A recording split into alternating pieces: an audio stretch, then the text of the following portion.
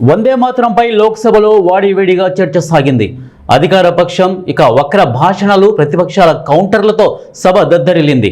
స్వాతంత్ర ఉద్యమంలో పాల్గొని వందే మాతర గీతంతో బ్రిటిష్ సామ్రాజ్యాన్ని గడగడలాడించిన మహనీయులను గౌరవించుకోవాల్సిన టైంలో చట్టసభల్లో వారిని అధికార పక్షం కించపరచడంపై ప్రతిపక్ష కాంగ్రెస్ దుమ్మెత్తిపోసింది. వందే మాతర గీతాన్ని వక్రీకరించడంపై కాంగ్రెస్ నేత ప్రియాంక గాంధీ మోదీ సర్కార్పై ఆగ్రహం వ్యక్తం చేశారు. ప్రియాంక స్పీచ్కి సభ చప్పట్లతో మారుమోగింది. ఒకానొక దశలో అధికార పక్షం సభ్యులు కూడా చప్పట్లు కొడతారా అనే విధంగా ఆమె స్పీచ్ సాగింది. వందే మాతర ఉద్యమంతో బ్రిటిష్ సామ్రాజ్యాన్ని గడగడలాడించి దేశానికి స్వాతంత్రం తెచ్చిన మహనీయులను స్మరించుకోకుండా వారిని నిండు సభలో అవమానించే విధంగా అధికార పక్షం నేతలు మాట్లాడడం సిగ్గుచేటని అన్నారు ప్రియాంక గాంధీ.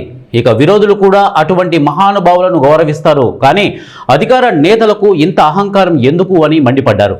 ప్రియాంక గాంధీ వందే మాతర గీతం దేశ విభజనను ప్రోత్సహించేది ఉందంటూ ప్రధాని మోదీ చేసిన వ్యాఖ్యలతో ఇక గాంధీ, రవీంద్రనాథ్ ఠాగూర్, వల్లభాయ్ పటేల్, అంబేద్కర్, సుభాష్ చంద్రబోస్ లాంటి సమర యోధులను అవమానించారని ప్రియాంక అన్నారు.